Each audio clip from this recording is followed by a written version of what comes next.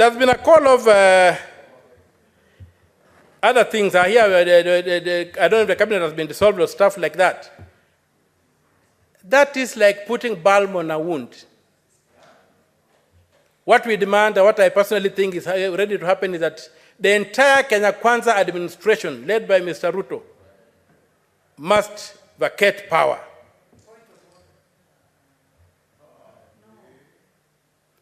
The call that Ruto must go is not an idle call. It's a call whose time has come.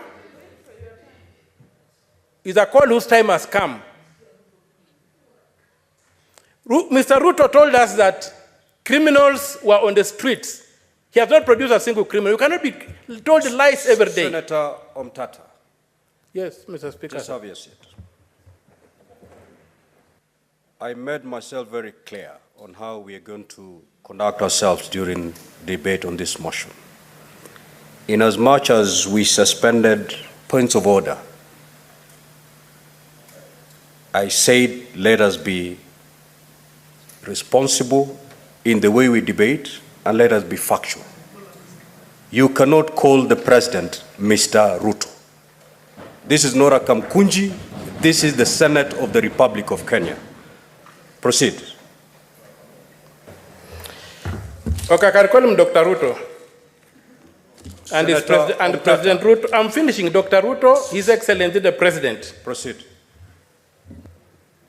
But he never ceased being a Mr., so all those titles apply to him, if my English is correct. So I'm demanding that President Ruto vacates office as the only honorable thing to do. He's unable to balance a budget. It has collapsed. Everything around him is collapsing. So you cannot say that his juniors should bear the burden. The ball stops with him, and the call that President Ruto must go is a call that must be applied. And as they say, a fish begins rotting with the head. So, and among my people they say, a river does not flow higher than its source. And when you look at the sun, you must blink. Justice is crying out. Our children have died. Something that has never happened in this country. The president has called them criminals. And the president cannot continue sitting in power when the children have died. And he said you do anything at whatever cost. When the Constitution says you can't do anything at whatever cost.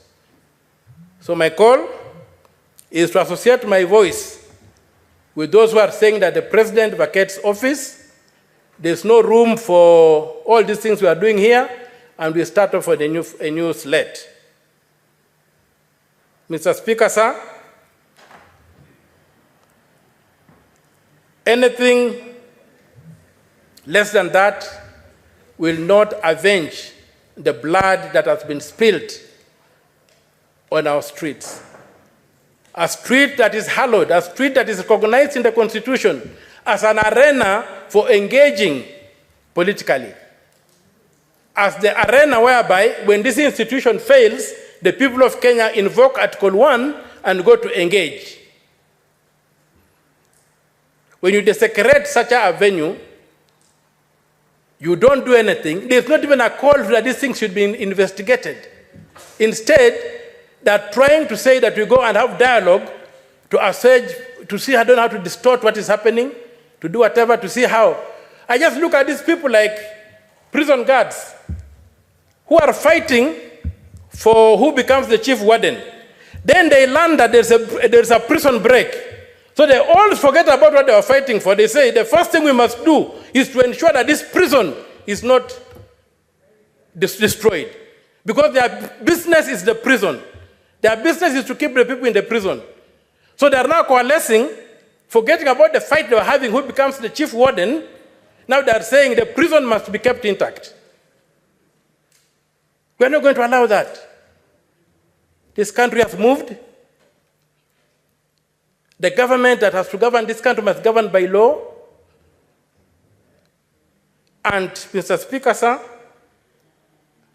I reiterate my words that if really the president values this country, he should do the honorable thing, fall on his sword. President Ruto, fall on your sword and retain, if you have to retain in order. And retain in. Well, 1 minute, you wind up your thoughts, Senator Omtatah. Just 1 minute. Mr. Speaker, thank you. What I was saying is that,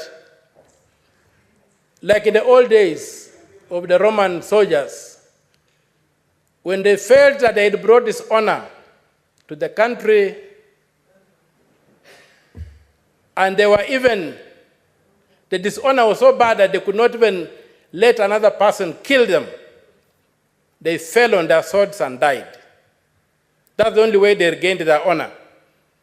And the only way Ruto can regain an honor is for him to fall on his sword and let the Kenya Kwanza administration die, so that Kenya can have a new beginning. With those few remarks, Mr. Speaker, sir, I thank you. At that juncture, we will defer that motion and proceed to the next order. Clerk, kindly call the next order. Order number 9, motion, approval of sittings of the Senate to be held in Busia County.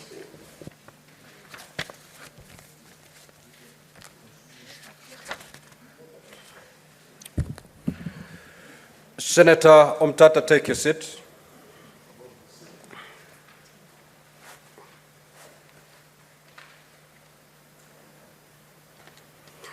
Now, honorable senators, we had concluded debate on this particular motion. I will therefore proceed to put the question. They're aware that the Senate of Kenya is established under Article 93 of the Constitution